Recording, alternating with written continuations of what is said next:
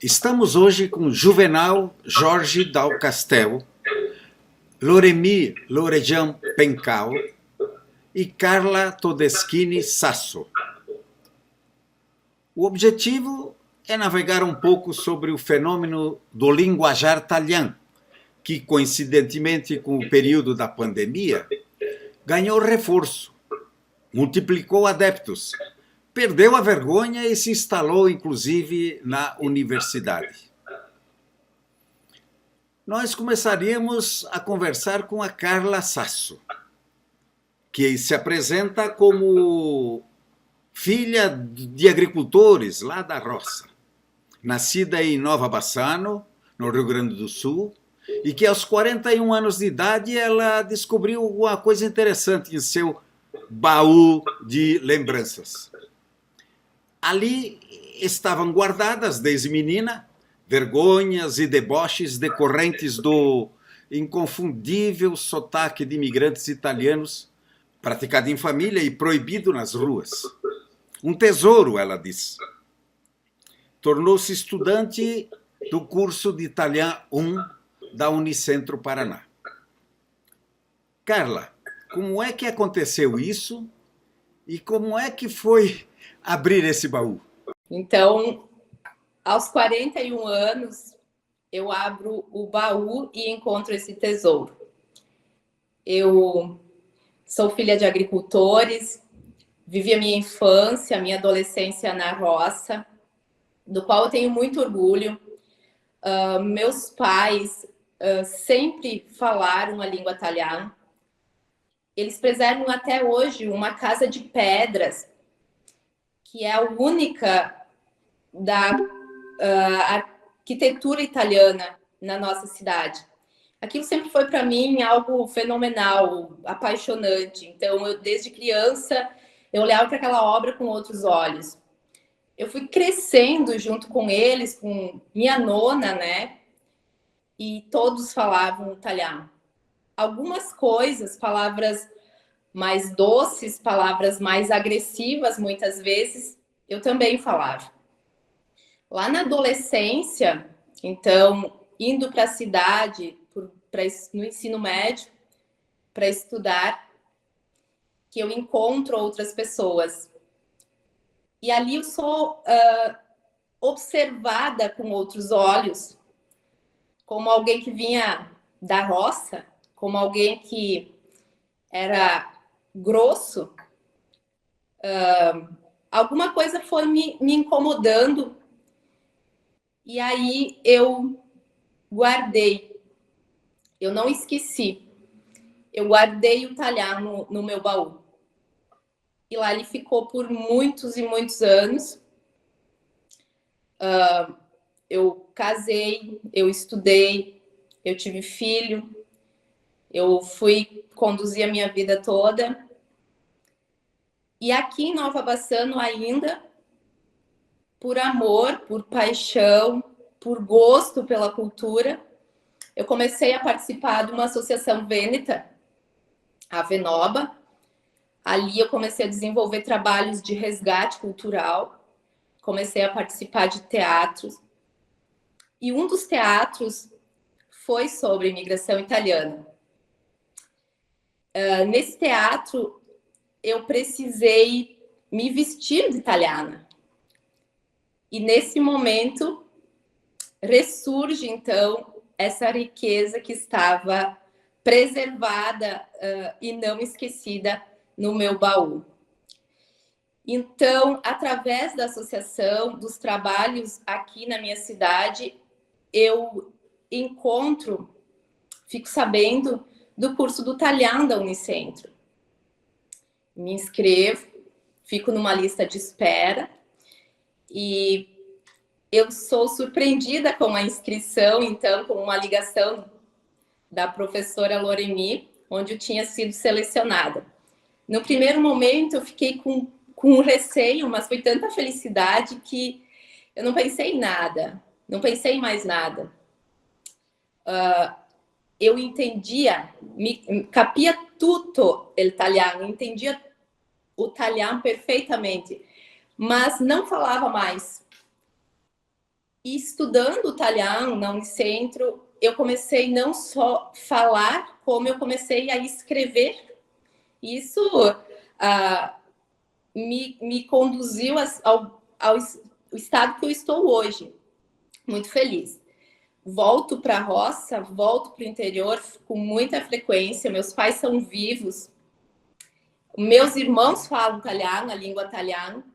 E hoje eu volto para lá falando italiano. Eu converso com eles na mesma língua. E a troca, a aproximação que eu tenho, tanto com meus laços familiares, como com os outros relacionamentos profissionais, pessoais, mudou muito em pouco tempo. As pessoas me recebem com um outro olhar. A expressão facial das pessoas muda. O italiano, ele não só é amor, ele aproxima a gente das pessoas. E hoje eu tenho um filho que eu percebo que ele também segue a minha linha. Ele entende o italiano. Ele entende tudo. Mas ele parla mia, ele não fala. Há poucos dias, há pouco tempo, eu comecei a falar a língua italiana e hoje ele já fala frases em italiano. Então, eu me encho de orgulho. O trabalho que eu faço mudou completamente e eu me sinto hoje muito feliz. Eu me sinto uma semente a espalhar a riqueza dos nossos nonos. Eu agradeço e aproveito todas as oportunidades que eu estou tendo com a língua italiana. Na sua família, eles continuaram falando italiano ou voltaram a falar italiano motivada por você? Eu falava italiano. Por um bom período de tempo, eu sempre falo dessa agressão que teve as pessoas que falavam italiano. Por um grande período de tempo, o italiano desapareceu dentro da minha família. Com exceção do meu pai. O meu pai, não. Meu pai, eu sempre conheci ele conversando conosco em português, porque nós não tínhamos o diálogo se fosse no italiano. E agora não. Agora, os finais de semana, eles são língua italiana pura. Voltou a ressurgir o italiano ao redor da Casa de Pedras, que ainda existe. Contagiou também suas colegas, vizinhos, a vizinhança? Como é que essa tua descoberta influenciou, ou essa tua volta ao passado, isto é, a abertura do teu baú aí, como é que isso aconteceu no âmbito da família e na vizinhança, vamos dizer? No primeiro momento, ele foi surgindo de forma tímida. Alguns medos eu tinha de errar também quando eu ia falar a língua italiana. Eu comecei a criar coragem, eu comecei a me soltar e eu sempre tive uma resposta positiva. Eu me aproximei de pessoas que eu não imaginava que eu pudesse ter essa aproximação através do italiano.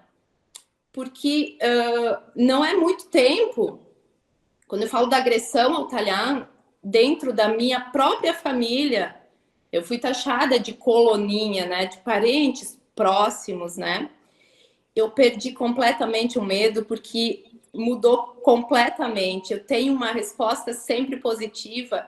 Eu percebo que o italiano não tem momentos ruins. Quando as pessoas falam italiano, tá tudo bem. Tá tudo bem. Então, eu tenho um exemplo de afilhadas minhas, meninas da cidade, que estão falando italiano, crianças, que alguma palavra que eu lanço, elas percebem, ela entende. E a gente tem a troca imediata, é instantâneo.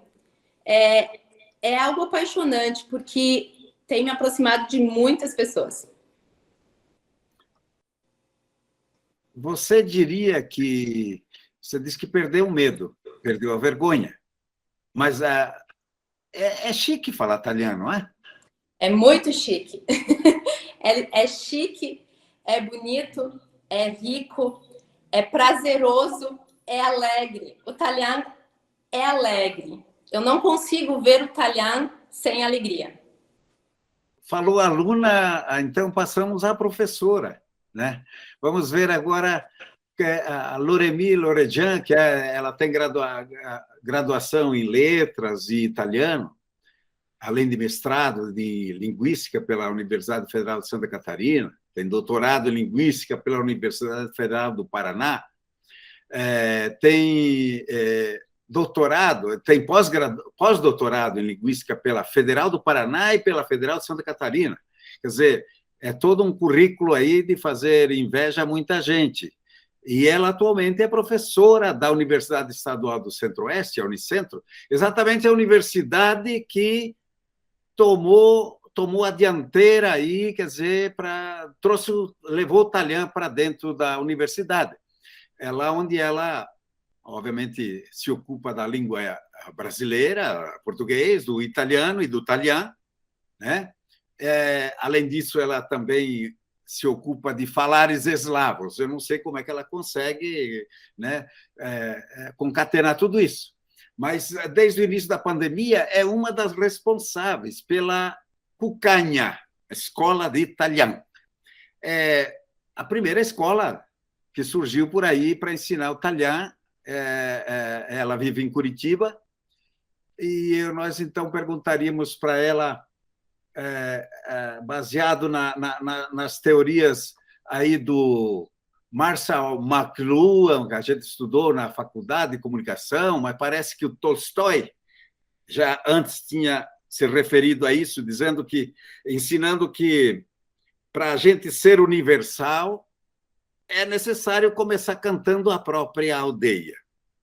E eu diria o seguinte, Lormi, o italiano é a nossa aldeia. Mas como é que ele foi chegar na universidade? Perfeito. Então, antes, assim, uma das questões talvez mais importantes do meu currículo não cabem no Lattes. Da mesma forma que a Carla, eu também sou filha de colono, vim da roça, e isso também me orgulha muito. E todas as questões que ela apontou, de coionamento, de bullying, de deixar o talhão escondido por muito tempo dentro do baú, também aconteceu comigo. E então isso tudo é muito emocionante, né? E também assim, aquilo que a Carla falou é que o talhão é uma língua de gente contenta, né? Só traduzindo. Então, quem fala talhão fala com alegria, com coração, porque é a nossa identidade, né? Eu fui aprender português na escola com 8 anos. Eu comecei a estudar só com 8 anos, porque nós morávamos muito na roça, muito longe da escola, e eu não conseguia caminhar até a escola, porque era muito pequena, muito raquítica. Então, eu comecei tardiamente, e talvez por isso eu nunca tenha parado, né, de estudar, mas enfim. A pergunta, então, específica é como que o italiano chega à universidade, né? Quem abriu as portas, na verdade, para o italiano na universidade, entrar na universidade, né, foi todo um movimento, né, capitaneado aí pela Sodita, né, que abriu as portas para um grupo paranaense chamado CEVEP, que é o Centro de Estudos Vênetos no Paraná, que eu, junto com outros colegas aqui de Curitiba, né, nós montamos em 2018 esse grupo de estudos, né, e então a Sodita né, convidou a gente para entrar no movimento. E nesse convite, um belo dia eu fui convidada para participar, ajudar, né, escrever essa obra aqui, que é a gramática do italiano, né? Italiano Partiei Grande, né? Gramática e História.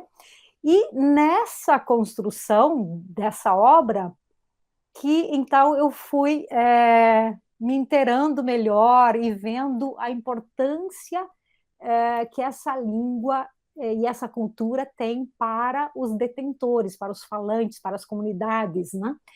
E quando isso começou com a pandemia, de fato, em 2019 eu estava afastada da universidade para cursar o meu segundo pós-doutorado, né?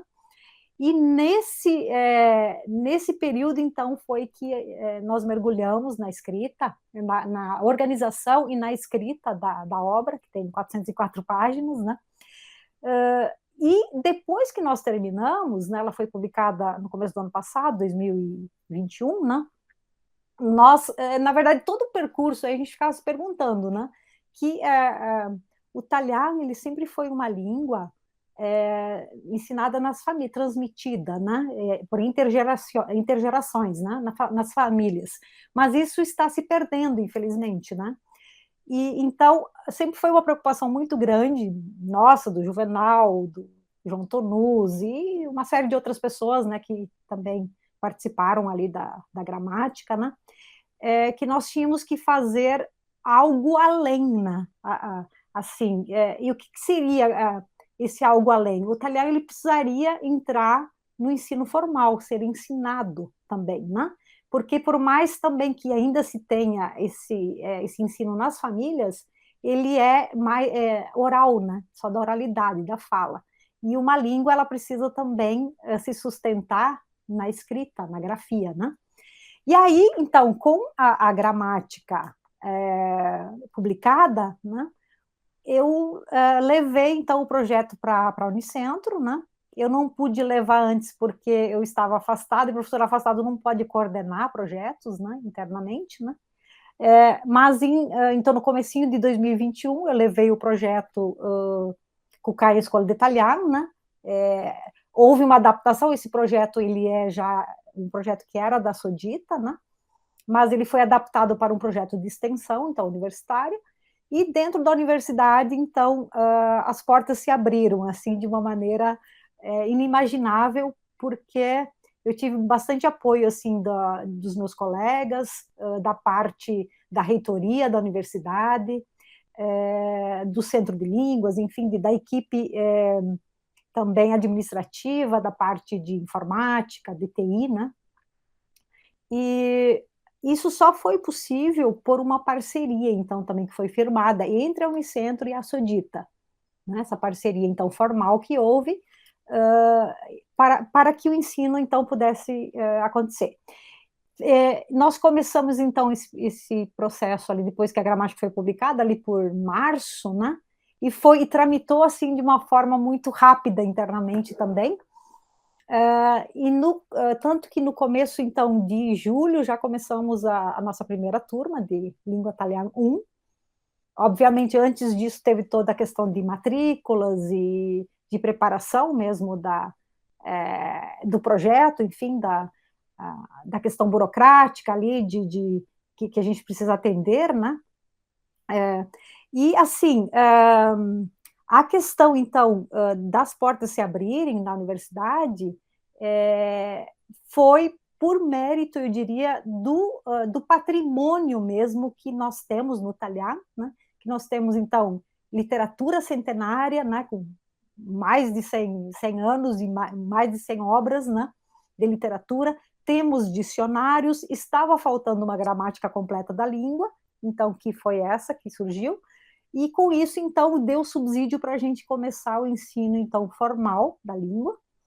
Quando nós abrimos as inscrições da primeira turma, foi algo, assim, espantoso, porque nós abrimos 100 vagas, e isso se esgotou em menos de 10 minutos, né? 10, 15 minutos, já 100 vagas já tinham sido todas ocupadas. Tanto que a Carla comentou que ela ficou na lista de espera, porque, de fato, nós abrimos lista de espera, e ficaram mais de 130 pessoas nessa lista, além dos 100 que ocuparam as primeiras vagas.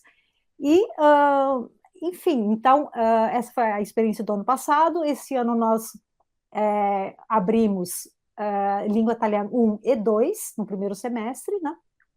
Também as vagas foram, assim, ocupadas, assim, preenchidas em 1, 2 dias, né?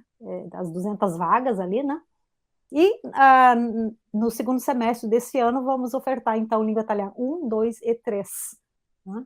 Então, assim, para a gente da Unicentro, assim, também é muito gratificante poder abrir as portas, de fato, para a comunidade, né, de detentores, e nós vemos a política da Unicentro mesmo de dar voz aos detentores, né? Não é só deixar eles entrar e serem alunos, mas também eles são professores junto com a gente da universidade, né? Você falou em 100 matrículas no início, mas hoje, no segundo tempo e no terceiro tempo por vir, como é que está? Aumentando ou diminuindo? Então, nós mantivemos, então, 100 matrículas por turma, né? Então, são 100 vagas para o Talhão 1, mas agora nós temos, então, mais 100 vagas para o Talhão 2, o que já dá 200, né? E no Talhão 3 serão mais 100 vagas. Então, cada turma é de 100 alunos. De 100 alunos. 100 alunos. Certo, e essas aulas são todas virtuais, né? Não há aula presencial, Loremi? Não, então, são aulas remotas, funcionam pela plataforma Meet, né? E nós temos também todo o suporte da universidade para a plataforma Moodle, né? Que é uma escola também que a gente consegue deixar os materiais lá para os alunos, e, enfim, né? E também porque essa é a intenção de não limitar para uma região específica, né? Então, tanto que nós temos alunos de várias regiões do país, né? E que é justamente essa questão de universalizar, digamos, o ensino e não deixar ele restrito a uma região específica. Por ser pela internet, deve ter gente do Rio Grande do Sul, como deve ter gente sei lá, da Rondônia, gauchada que foi para lá, etc. e tal. Você poderia traçar assim, um perfil do pessoal que está frequentando, está aprendendo o italiano, ou reaprendendo? Muito bem. Então, bom, nós majoritariamente nós temos então alunos aqui do Sul, né, do Rio Grande do Sul, Santa Catarina, Paraná, né, até por uma questão mesmo de colonização, né, de número de detentores, né. Mas temos também alunos do Espírito Santo, do Mato Grosso, São Paulo, Rio de Janeiro, enfim, temos de vários estados do Brasil. Não tivemos até inscritos assim do exterior, o que complica mais é o fuso horário, né? Por conta que as nossas aulas são à noite, né? Então é outra questão também que foi pensada num horário que muita gente consegue assistir, que é à noite, né? E também nós não limitamos para a formação, né? Então não precisa ter graduação, por exemplo, para fazer o curso, né? Então acho que é outra questão também importante que nós abrimos também para essa questão da formação ali no talhar, né?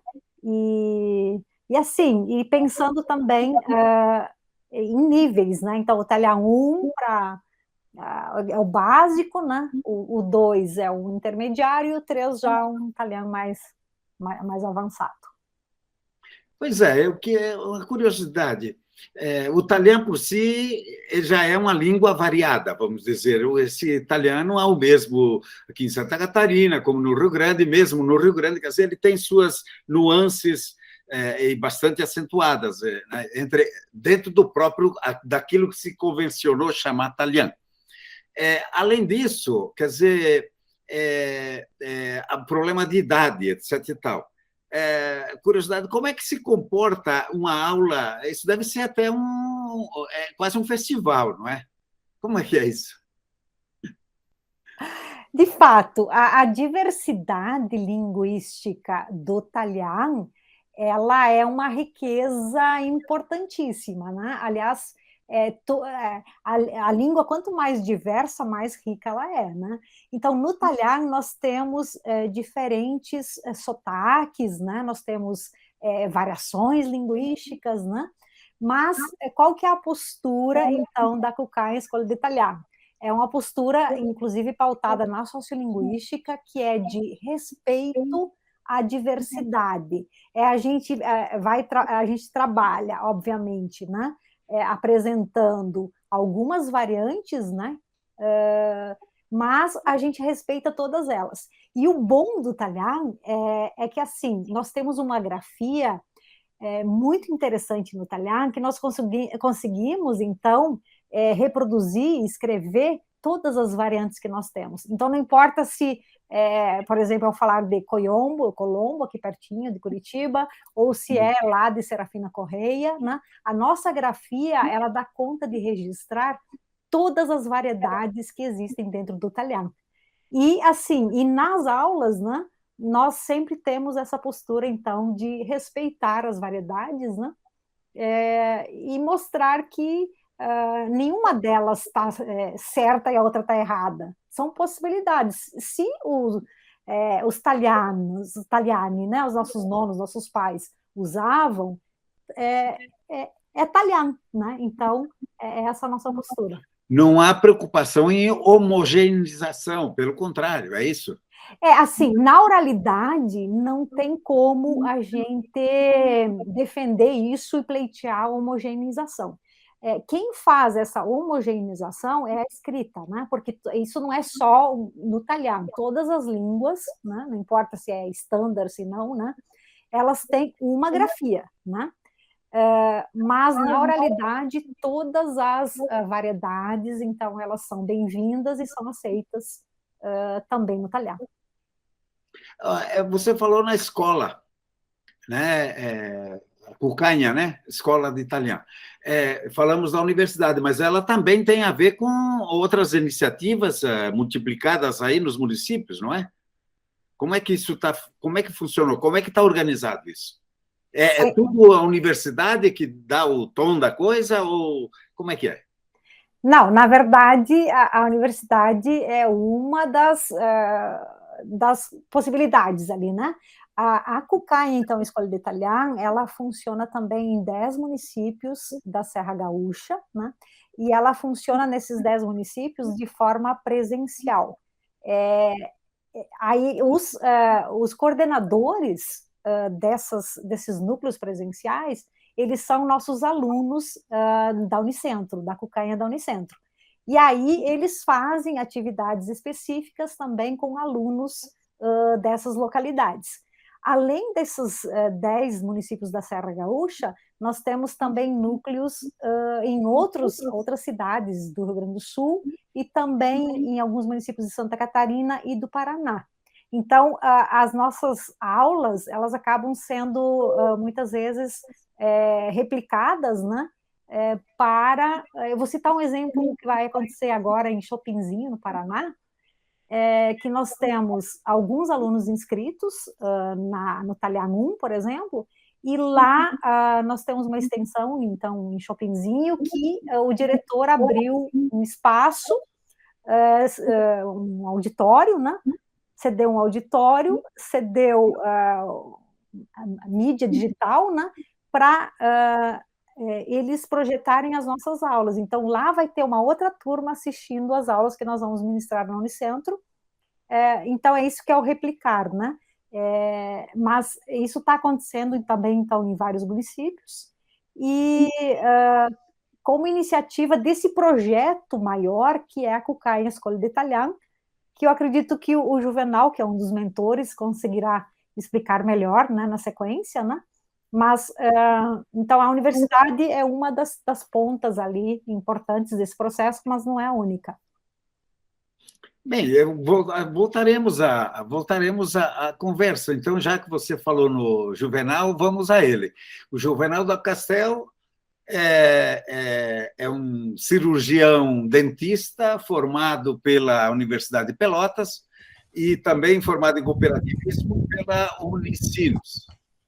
Ele vive em Porto Alegre e, desde outubro de 2019, ele preside a ASODITA, Associação dos Difusores do Talhar, que, na verdade, é a sua paixão. Essa associação nasceu lá, me lembro muito bem, em 1992, 93, 94, pelo menos eu já participava do segundo, acho, encontro, onde talvez teve todo esse... Foi costurado a partir dessas reuniões prévias, antes dessas reuniões dos difusores do Talian, com o Frei Rovílio Costa e Companhia Bela, aí tem uma série de nomes aí que não podem, obviamente, nunca serem esquecidos nesse ressuscitamento, vamos dizer, de nossas raízes, né? Ele é mestre em cultura popular, título concedido pelo Ministério da Cultura em 2018. Também é autor de um interessante livro de 230 páginas, que é escrito em italiano e também em português, intitulado A Grigialda, a Galina Contadina, né? A galinha cabocla e caipira, né? Uma história que passa nas terras de imigrantes italianos do Rio Grande do Sul. É alguma coisa, inclusive, ligada aí com movimentos sociais, etc. e tal, né, da Castel. Juntamente com a Loremi e com o João Tonus, ele é o autor de Talian per sei e grande, isto é, o Talian para pequenos e grandes, né? Gramática e história. Então, ele poderia nos dar uma ideia de quantas aí anda esse movimento, se é que ainda se pode falar em movimento, a externação cultural do nosso povo, né? Do Talian, né? Se ele concorda aí que esses tempos da pandemia acabaram ajudando um pouco o Talian sair do baú. Vamos lá, com a palavra contigo, da Costa. Falou em movimento, né? Vamos começar com o movimento, né? Tudo começa com o movimento. Com o movimento da máquina evapore, não? O trem que levou os nossos nonos... Você falou bem, máquina evapore, não a vapore, como se diz por aí, né? Então, o trem leva os nossos nonos para o porto marítimo e no porto ele embarca no vapor. Só que lá no vapor, efetivamente, foi uma efervescência, né, de vários falares do norte da Itália. E é ali que começa o italiano, porque aqueles falares do norte da Itália não tiveram, os que ficaram lá, não tiveram oportunidade dessa efervescência linguística. Não tiveram contato, porque eles continuaram distantes lá. Não havia meios de comunicação, não havia transporte que pudesse fazer com que os friulanos conversassem com os trentinos ou com os venezianos. Já no vapor, sim. Inclusive, teve gente que se apaixonou e casou com uma pessoa que falava uma língua muito diferente e se obrigaram a se entender e nisso trocaram palavras. Não bastasse isso, quando eles desembarcaram no Brasil, encontraram um outro povo que falava uma língua bem mais diversa ainda, que era o brasiliano, que os nossos imigrantes italianos chamaram o português de brasiliano. Então, tiveram mais esse contato linguístico. Então, está formado o italiano. E aí ele vai para as colônias, ainda misturados, né, nessas comunidades, continuaram misturados, e o italiano foi desenvolvendo com as suas características em cada comunidade, preservando ou perdendo alguns aspectos, né, algumas características. E eles falaram durante 70 anos praticamente só italiano, tanto na cidade quanto na colônia. Livremente, era a língua deles, e eles não se preocuparam em aprender a falar o brasiliano. E foram surpreendidos em 41 por um decreto que proibiu essa fala. Então, nossos nonos só sabiam falar italiano e eles foram condenados ao silêncio. Adesso te toca estar cito. Faz cito, que se te família cito, te vai em prisão. Ou seja, se tu não calar a boca, tu vai ser preso. E muitos deles, abrindo a boca para pedir um tiquete de cachaça pela bodega, foram presos, né? Aí, em seguida, passou esse efeito da proibição, alguns anos depois, permaneceu a ridicularização, o deboche. Então, aquele tesouro que a Carla tinha. Os nossos nonos, primeiro, eles foram obrigados a enxavear esse tesouro num baú, esconder ele, a 7 chaves. Depois que eles poderiam ter aberto o baú e que até tentaram, eles foram ridicularizados, porque tu é um colono grosso, uma pessoa rústica, né? E aí eles passaram a ter vergonha, então, de se expressar.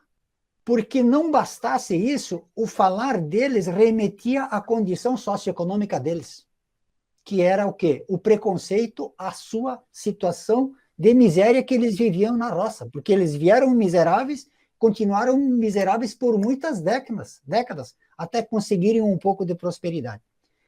Então, a língua lembrava a miséria e a miséria acentuava o preconceito. Não bastasse isso, eles tentaram aprender o brasiliano. Então, pô, me toca falar em brasiliano. Aí começaram a falar o brasiliano. Não tem como tu sair de uma língua e falar outra língua sem carregar o sotaque. E aí continuaram a ser debochados, por quê? Porque eles falavam um português carregado de italiano. E nisso, o trabalho deles e a criatividade deles desmentiu que eles eram pessoas ignorantes. Porque o progresso que a gente observa nessa região de colonização italiana não combina com o conceito de um povo ignorante. E nos anos 90, coincidiu, então, que os colonos começaram a prosperar. E muitos deles foram até morar na cidade e levaram junto de volta para a cidade o italiano junto com o salame, o queijo, o garrafão de vinho e a portaria la língua. Como eles começaram a ganhar dinheiro, muitos deles até viraram empresários, muitos viraram médicos, outros advogados, professores, dentistas, padre. Houve uma elite intelectual que se reuniu e dizia: espera aí, nós estamos sentados em cima de um baú de ouro e a gente não sabe que foi o baú que a Carla também descobriu e abriu, né? E aí, então, começou todo aquele movimento, né?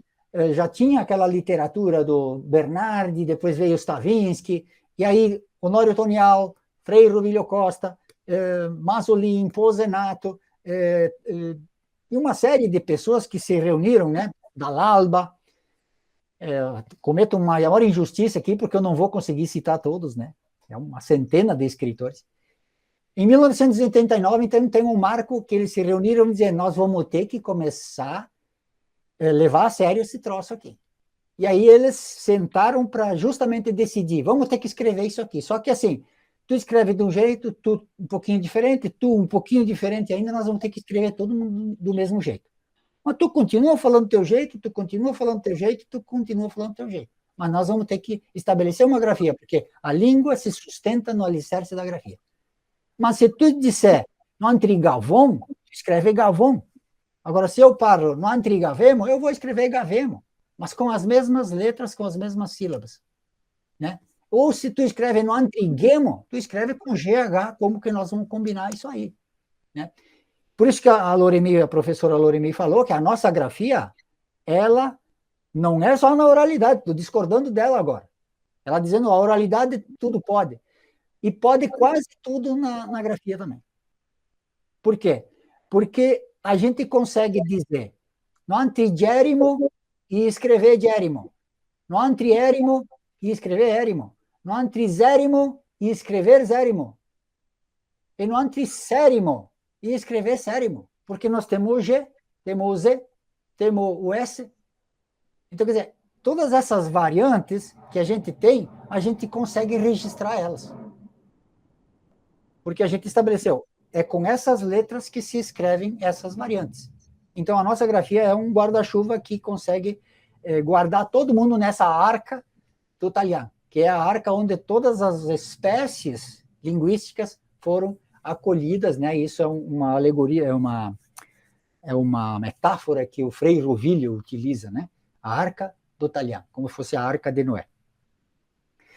Então, estamos nos anos 90, onde esse movimento do navio e do movimento de tentar estancar o italiano, e não conseguiu, graças a Deus e graças ao movimento das pessoas, ele assume uma postura de militância.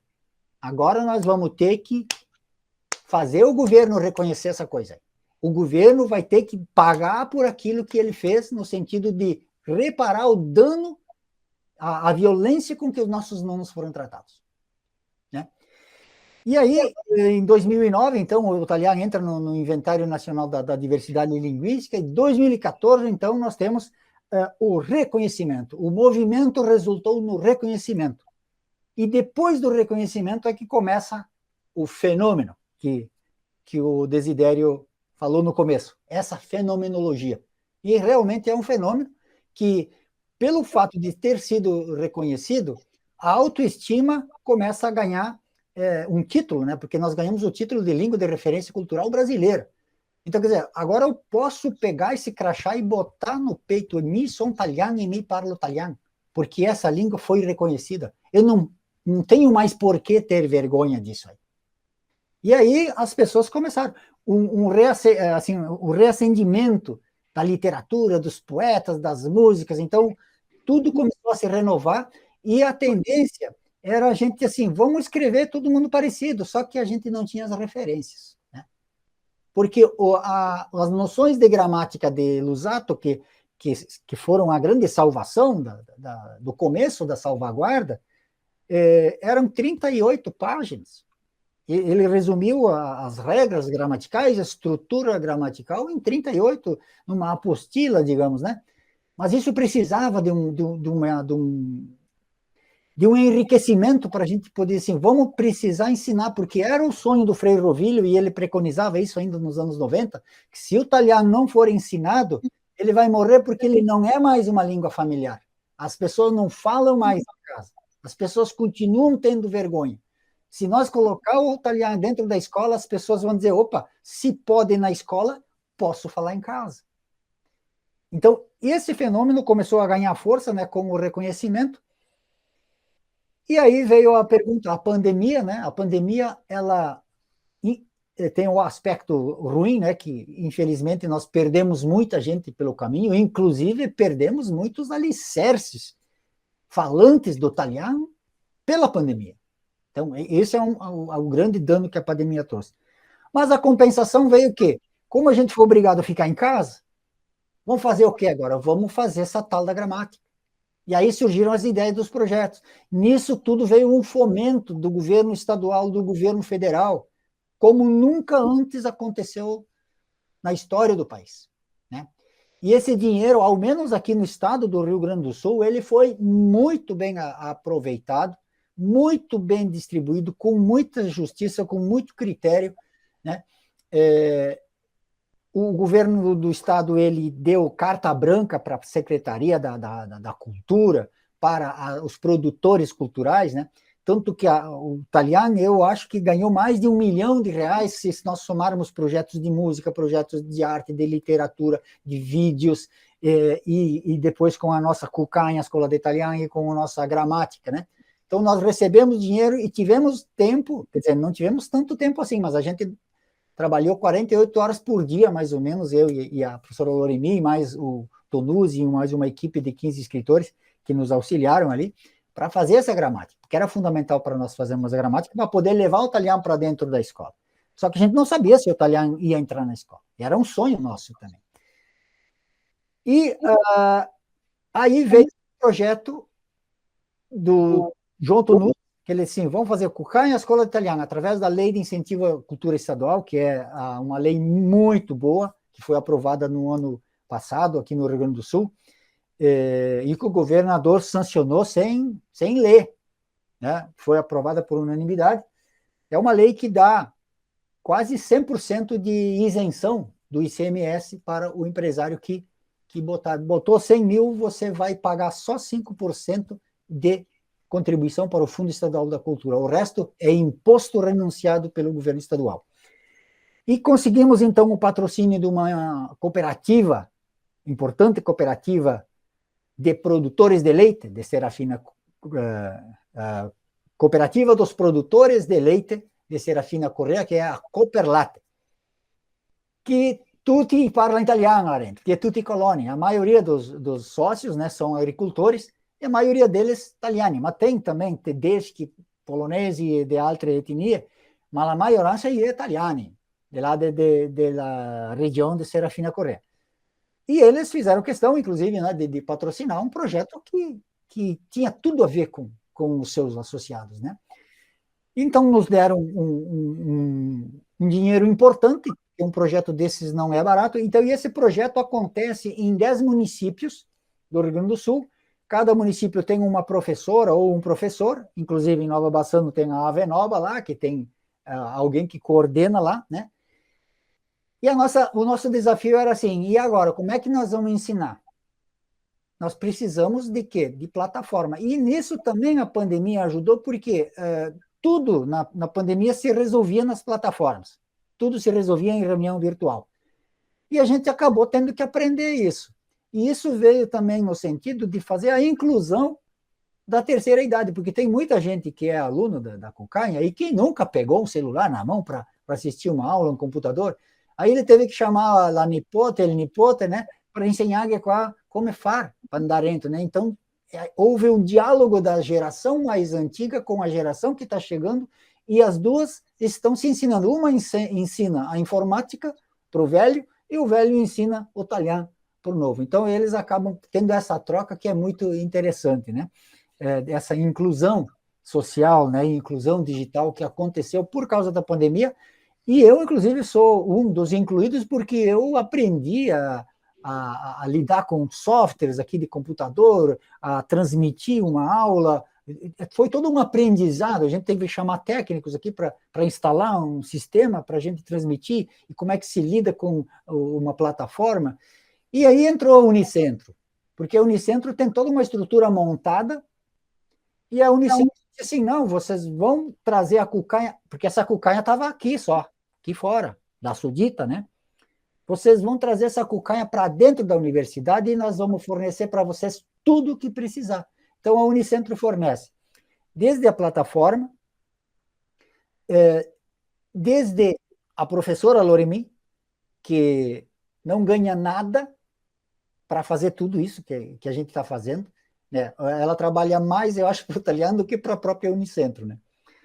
Ela fornece funcionários da TI, né, para poder dar suporte, porque uma plataforma dá problemas, né? Trava, não funciona, tem que ter alguém muito, muito esperto ali para poder dar a manutenção da plataforma. Então, quer dizer, toda essa estrutura que a Unicentro está oferecendo para nós, ela é gratuita para a Cucanha, não custa nada. O único custo que nós temos é aquele dinheiro que a gente recebeu da Cooperlate e do governo do estado, a gente está pagando os professores dos núcleos, né? Um dinheirinho simbólico, assim, para de repente gastar lá com um biscoito e com um pouco de grostoli, qualquer roba para loro mangiare, né? Um biccherotto de vinho, né? Nas confraternizações. E aí associou à perfeição, porque entrou a parte tecnológica, a parte acadêmica, porque o italiano alcança o status da academia, que era um sonho do Frei Rovilho, né? O italiano tem que entrar na academia, e ele provocava as academias e ele não conseguiu a ressonância. Se ele tivesse hoje aqui, mas ele deve estar feliz lá no céu assistindo todo esse fenômeno, né? Então a gente associou a academia, tecnologia e a parte analógica. A parte analógica, o que é? É aqueles núcleos onde a Carla participa lá em Nova Bassano, né? Que é um grupo bastante numeroso, acho que tem mais de 20 pessoas lá também, né? Tipo esse de Shoppingzinho. E esses 10 municípios não são só 10, são 10 que o projeto, cabia 10 no projeto. Mas Carlos Barbosa, tem outros municípios, agora não vou me lembrar o nome, né? Nova Roma do Sul, Flores da Cunha, Antônio Prado, não estão no projeto original, mas eles fizeram o núcleo deles, né?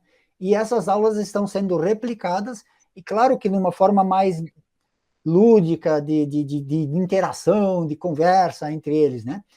E então, quer dizer, se associou todos esses fatores e a gente tem realmente um fenômeno hoje, porque o italiano está conseguindo mobilizar pessoas dos mais diversos lugares, das mais diferentes idades, das mais diferentes.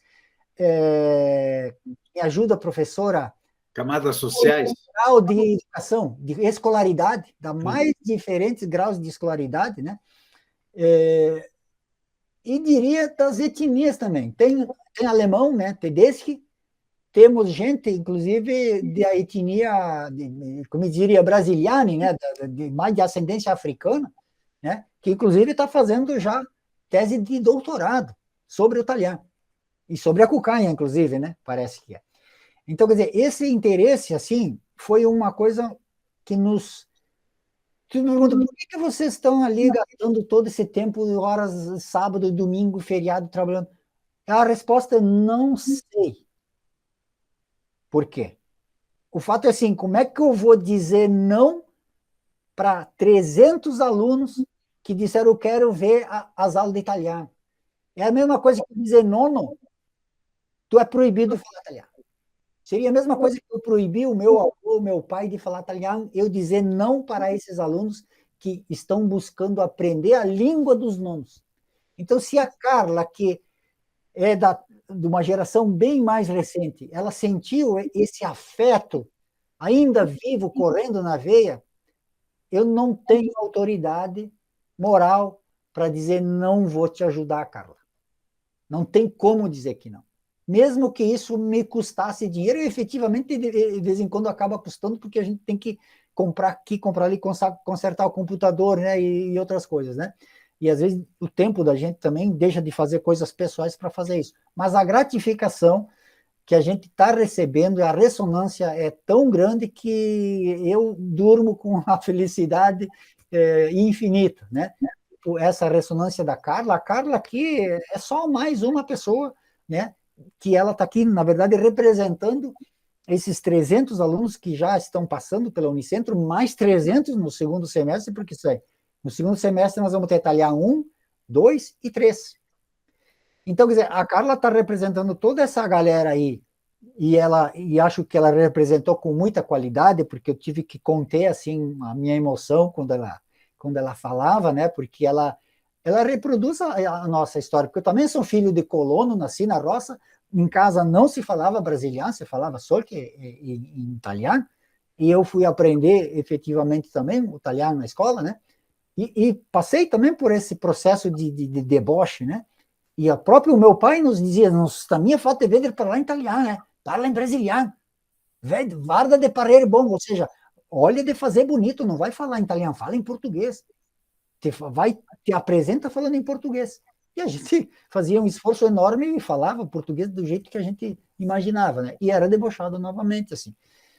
Então, esse movimento, sim, ele resgata todo um sonho, né, de um povo que foi violentado numa coisa mais primordial que existe no planeta, que é a comunicação, é o direito de se comunicar.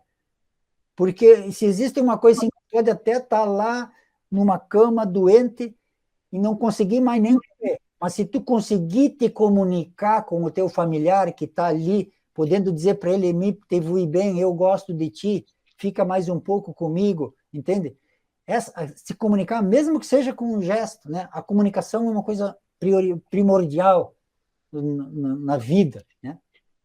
Tão importante quanto a comida.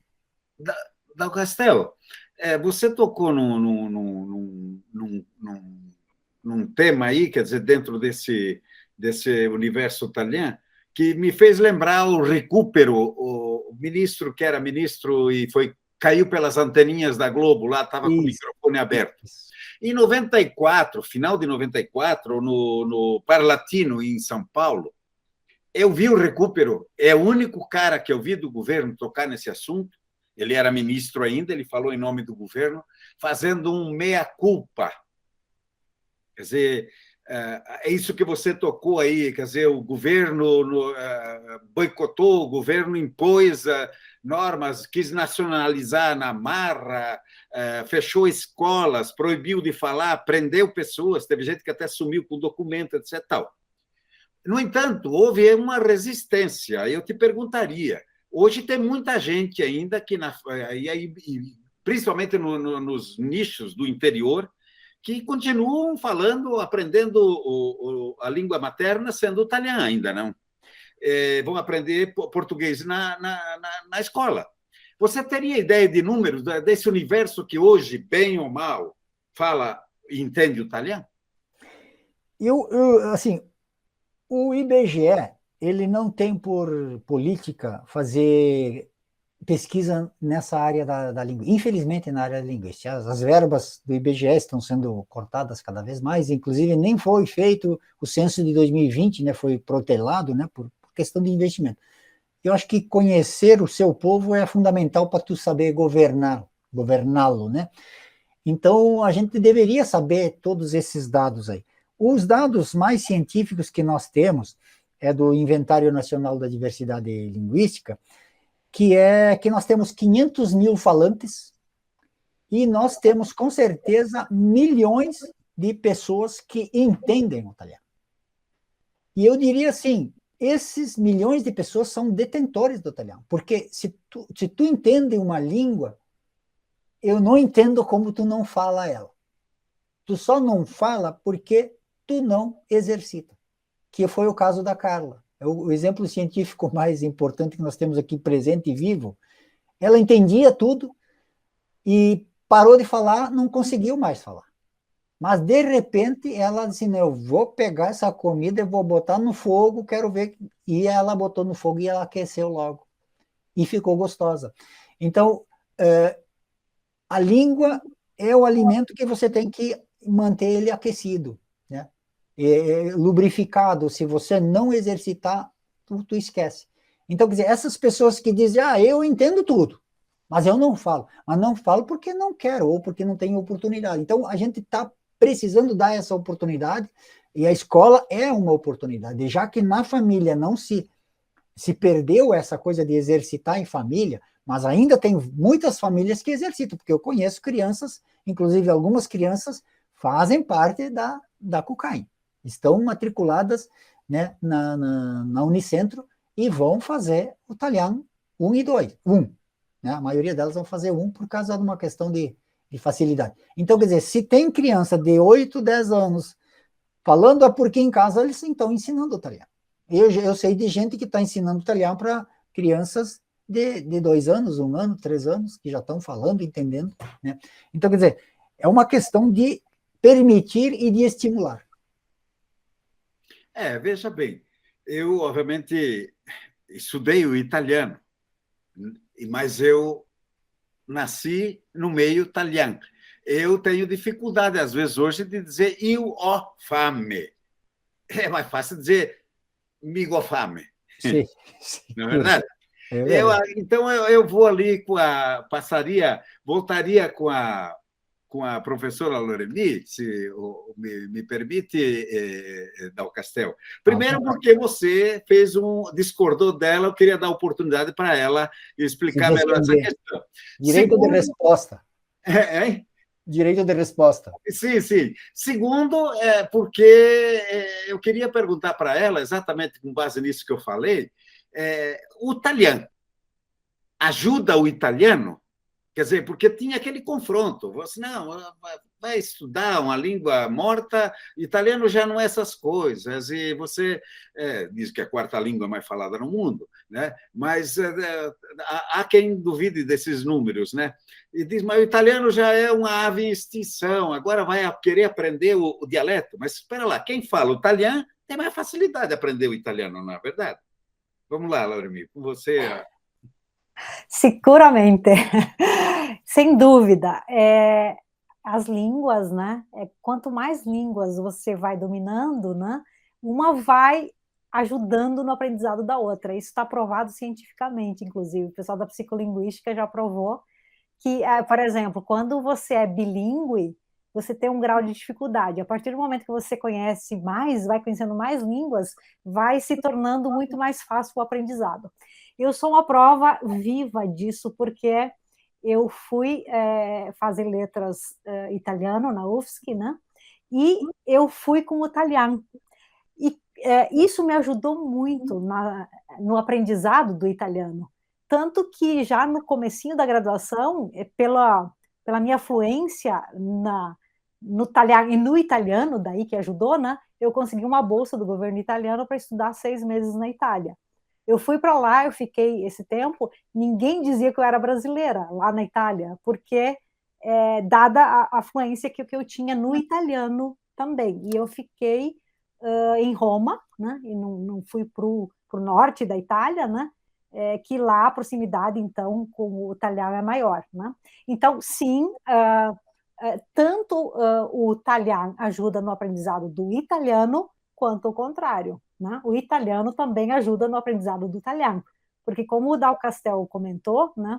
A nossa grafia, ela é muito interessante, a grafia do italiano, porque ela é uma somatória do italiano standard, né, da grafia do italiano standard, com o português brasileiro.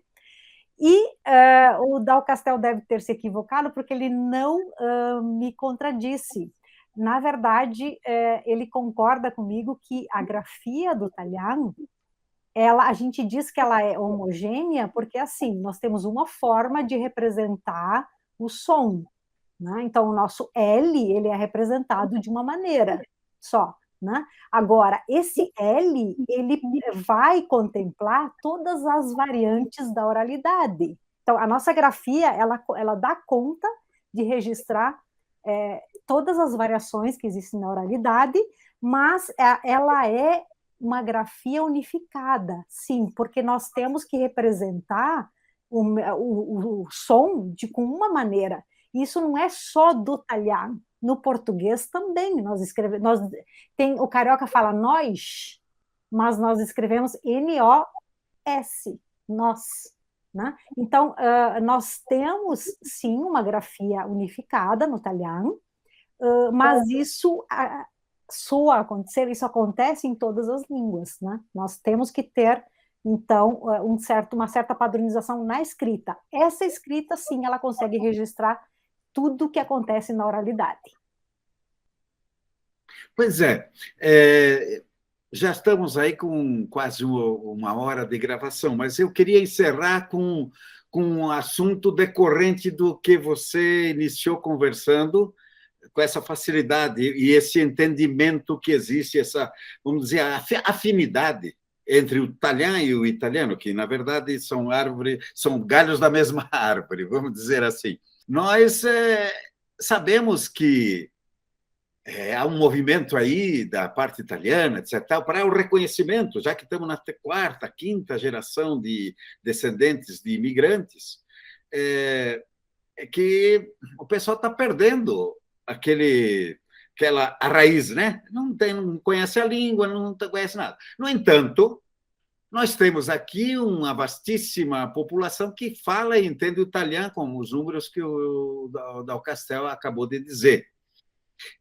E esse italiano é completamente mastigável, entendido pelos italianos que aqui vêm fazer negócios, por exemplo. Eles se conversam, isso eu já vi em tantas delegações comerciais aí, falar no italiano. O pessoal que vem do Vêneto aqui se entende, mesmo os trentinos, tudo que é meio parecido ali, naquela área ali, o pessoal se entende perfeitamente. Né? No entanto, continuamos uma língua segregada, o italiano. Quer dizer, na hora de dizer, você prova que você tem cultura italiana, etc. Tal. Pô, mas eu parlo italiano, graças a Deus, né? Isso tem a ver com a questão política, quer dizer, vocês entenderiam isso como como diz o italiano, pregiudício, isto é, um preconceito, né? Nós somos aí também, vamos usar o termo em moda, né? Italianofóbicos, e isso seria uma discriminação, quando na própria Itália tem gente que não fala italiano. Tem um alto percentual, se não me engano, de 3% a 5% não fala italiano e não fala um dialeto que ninguém entende. Outra metade fala dialeto e italiano. Eu queria que vocês finalizassem, se pudermos encerrar assim, abordando essa questão, inclusive esse viés político da coisa, e talvez o Dal Castel pudesse informar se há alguma direção política também nesse movimento, como ele fala. Pode falar, continuar você, Lorena. Isso. Olha. Veja, a Itália, ela forçou praticamente, né, os imigrantes a buscar a cucanha, né? A cucanha. E aqui eles não encontraram a cucanha. Aliás, Cacel, por favor, cucanha nós entendemos, mas nem todo mundo sabe o que é cucanha. Poderia... A cucanha é sorte, né? Sorte grande. Eu vou buscar a fortuna, é isso, não é? Explica para... Não, a cucanha seria, mitologicamente, seria assim, um país cheio de fartura onde não precisa trabalhar, né? Seria o país das maravilhas, né? Onde corre o leite e mel, porque os próprios hebreus ficaram atrás da cucanha deles, né? A terra prometida, séculos e séculos, né? E esse mesmo mito, né?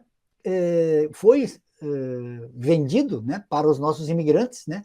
Que no Brasil encontrariam a cucanha, ou seja, encontrariam um país cheio de fartura, onde com o menor esforço tu teria uma vida, né, cheia de fortuna. Que inclusive tinha aquela brincadeira que encontrariam o salame pendurado nas árvores.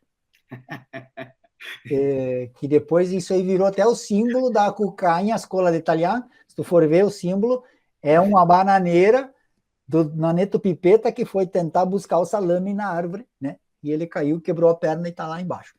Então, esse é o símbolo da cucanha, escola de italiano. Por que nós colocamos esse símbolo? Porque a cucanha não foi encontrada, ela precisou ser feita. E ela foi muito bem feita pelos nossos italianos. Por quê? Porque eles não eram ignorantes. E eles falavam uma língua de gente pobre, mas não de gente ignorante. Então, esse preconceito aí é que ganhou asas no meio intelectual, no meio acadêmico e no meio político. Ou seja, aqueles caipira lá, vamos dar bola para esses caipira? O quê? Nós temos Dante Alighieri, eles têm Aquiles Bernardi, Naneto Pipeta. Ou seja, ridicularizar a nossa literatura, né, e comparar com Dante Alighieri, não tem comparação, porque uma rosa não se compara com cravo. Duas flores diferentes, não tem como tu comparar. Nem o Dante é tão importante quanto para nós, o Bernardi também tem a mesma importância que o Dante tem para a Itália. Então, eu acho que essa literatura, todo esse conhecimento que é ítalo-brasileiro, né? Porque nós temos a raiz na Itália, mas o fruto nasceu no Brasil. E ele não deixa de ter a sua italianidade. Então, quer dizer, eu acho que é uma demonstração de soberba dessas autoridades quando elas não reconhecem esse patrimônio que saiu da Itália e que, graças aos povos que saíram da Itália, ele foi preservado. E hoje a Itália, na Itália, está tentando correr atrás das perdas que eles mesmos causaram na Itália. E se deram conta de que, efetivamente, eles não só trancaram o baú, como enterraram o baú e apodreceu o baú com a riqueza embaixo da terra. Então, eu acho que esse aspecto tem que ser revisto.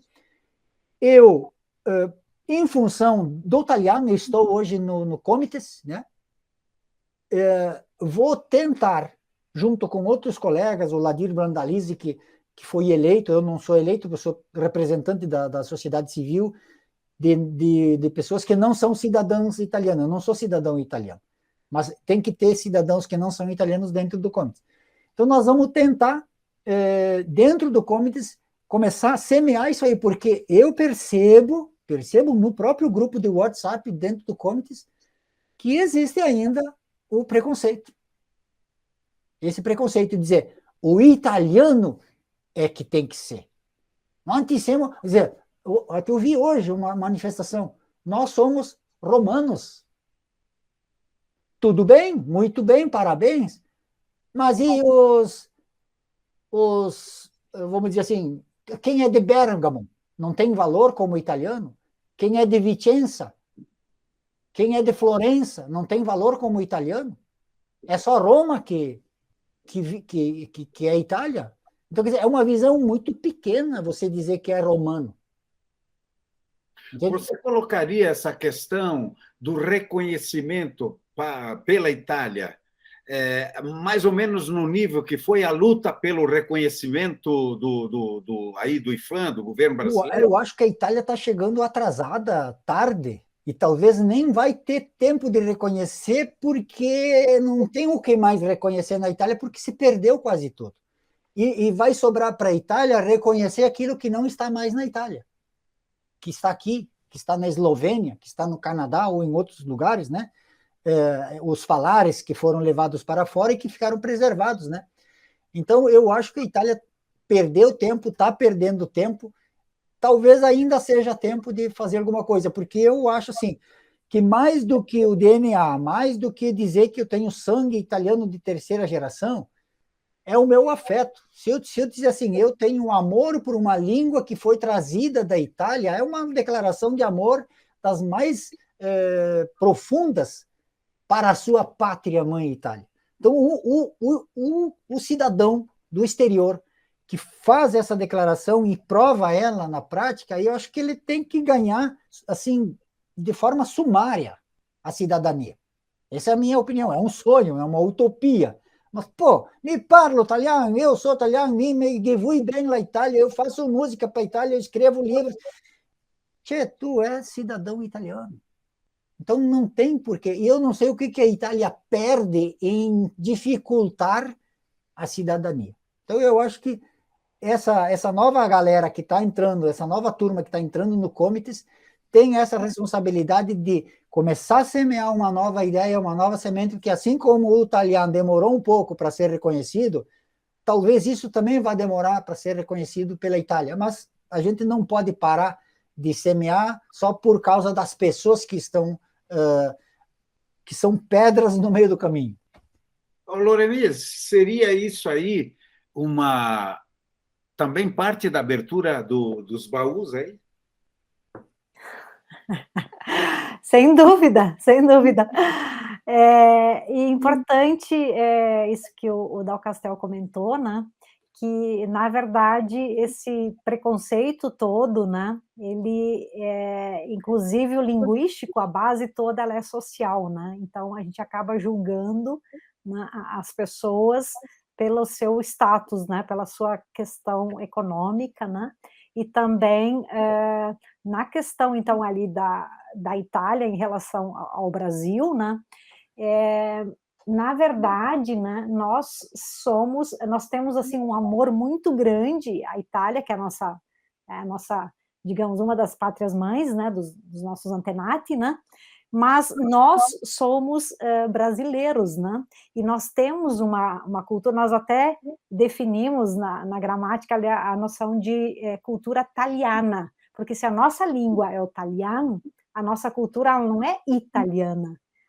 Assim, a receita pode até veio de lá, mas os ingredientes são todos nossos, né? Então, nós temos uma música que é nossa, nós temos uma culinária, um teatro, enfim, nós temos uma arquitetura, nós temos uma riqueza cultural muito grande, mas ela é nossa, dos descendentes brasileira.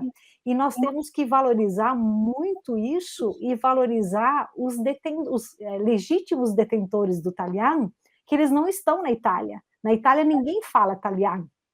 Eles falam as variedades deles, são outras línguas, outras variedades. Os falantes de italiano estão aqui no Brasil. Então, quem é detentor do italiano está aqui. E é com essa população, com essa comunidade, que nós temos que trabalhar, que nós temos que estimular o italiano, sem desmerecer as outras línguas, o italiano. Eu mesma tenho esse privilégio de também conhecer e falar o italiano, me orgulho muito disso também, mas isso, de forma alguma, tem que ser com demérito ao italiano, né? São duas línguas diferentes, né? Uma contribui para o aprendizado da outra, né? Só vai enriquecer os falantes que as dominam, né? Mas eu acho que tem que ter sempre esse respeito, né, às línguas, variedades, e concordo que a Itália está nos devendo muito na questão ali dessas relações mesmo e da valorização ao talhar.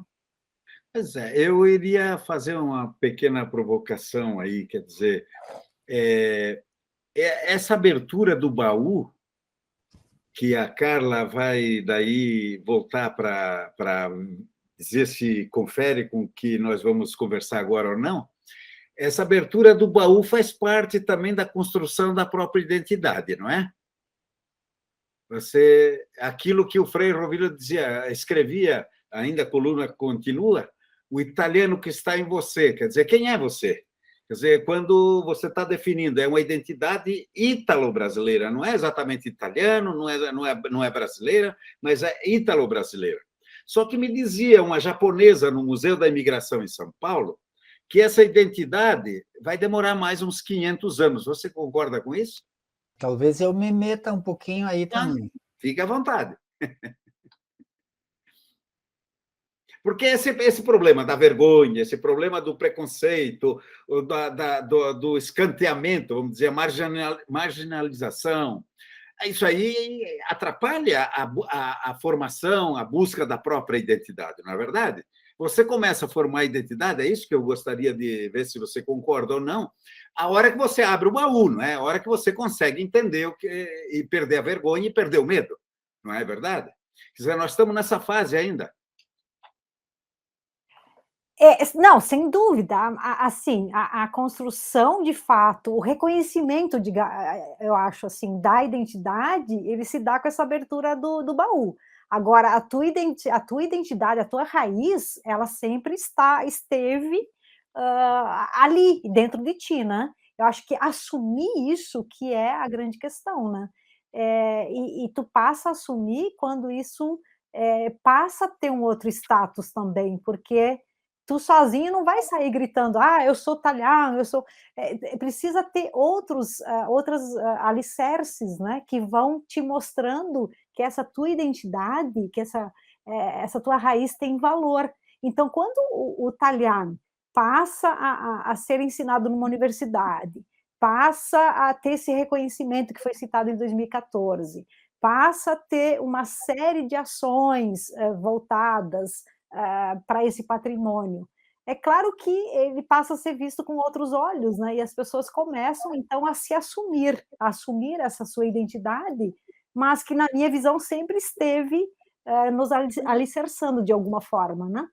Então, sem dúvida que essa abertura do baú agora, né, vai fortalecer ainda mais, né, esses laços, essa identidade, e vai fortalecer muito a língua, né, o patrimônio, né, e a sua continuidade. Então, a importância de reconhecer a identidade é que começa a trabalhar com a questão assim de você transmite segurança, porque você se identifica. E isso, inclusive, resultou nós termos conseguido o patrocínio da Cooperativa dos Produtores de Leite, porque a nossa identidade é a mesma identidade dos sócios da cooperativa. O presidente da cooperativa é um italiano que fala italiano nas reuniões. A gente foi lá se reunir com ele falando em italiano, né? Então, quer dizer, essa questão da identidade, ela reforça o relacionamento. Mas eu diria que a identidade, assim, ela não é uma pedra cristalizada. Assim como que os primeiros imigrantes chegaram com uma identidade mais italiana do que brasileira. E aos poucos eles foram assumindo elementos da cultura brasileira, né? E o queijo que é feito aqui não é igual àquele que é feito na Itália. A nossa polenta não é a mesma que é feita lá. Então, quer dizer, o meio ambiente, a cultura, o contato com outras etnias e os povos, eles fazem com que a gente comece a trocar elementos, e a nossa identidade, então, é esse ser vivo. Assim como o italiano, ele não é mais o mesmo daquele que os nossos nonos falavam. Ele é um ser vivo em permanente transformação. Mas ele guarda algumas coisas fundamentais, né? Então, quer dizer, a gente prima pela nossa identidade, mas a gente está em constante transformação. E ela é lenta, gradual, até para a gente não perceber quase as mudanças, para a gente não se chocar, porque a gente tem um amor pela nossa identidade. Eu gosto de ser assim. Então a gente procura preservar ela, né? Claro, vamos eliminar o que é ruim, mas preservar e melhorar o que a gente pode melhorar nessa relação identitária nossa com as outras diversidades que a gente tem ao nosso redor. Não estamos sozinhos no mundo. Ô, Carla, durma com esse barulho. Você é mais feliz agora?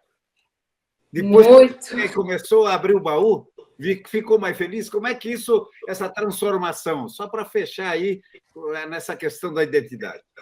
Muito. Eu acho que abrindo o meu baú, eu encontrei a minha identidade, né? Eu encontrei a minha história. Eu reencontrei, não encontrei. Eu reencontrei a minha história, a minha identidade. A minha língua é italiano. Eu falo com muita felicidade, com muito orgulho. Eu acho que já deixamos a nossa língua tempo suficiente no baú. Já guardamos ela, né? Agora é a hora da gente abrir os nossos baús, unir forças e que as pessoas se permitam ouvir, cantar, falar e escrever qualquer língua que ela se identifique. Eu escolhi o italiano. Mi domando a tutti insieme che andiamo avanti com a língua italiana, que demo tola, que femo festa, que semo insieme, que parlemo, que escrevemo, che cantemo, e viva la lingua italiana. No, solo ringraziare per questa ciaccola e dirvi che l'italiano davvero è una lingua di gente contenta e imparare l'italiano è una maniera di chi non è ancora contento di tornarsi una persona contentissima e scoprire anche questo tesoro, né, questo oro che è dentro il baú.